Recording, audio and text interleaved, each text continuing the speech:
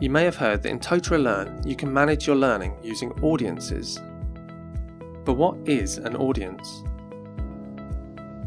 Essentially, an audience is a group of users in the system. You decide which users are in the group, either by selecting them by name or by setting up rules which determine membership.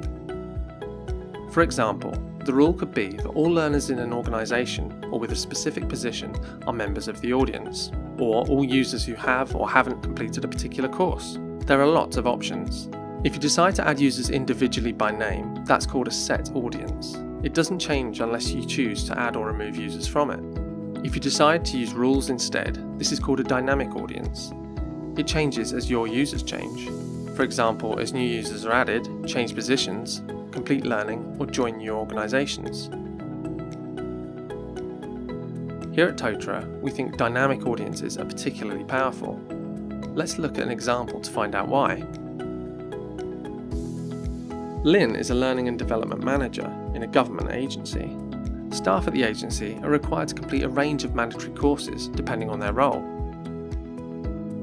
So how will audiences help Lynn?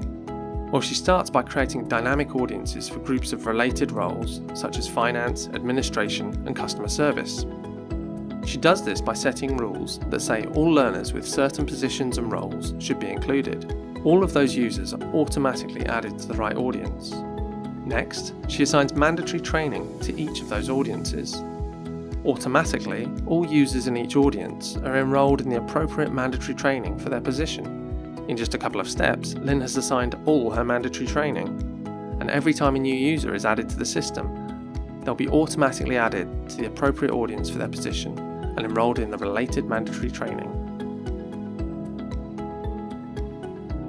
Now let's imagine for a second that Lynn is using HR Import to automatically upload new users to the LMS.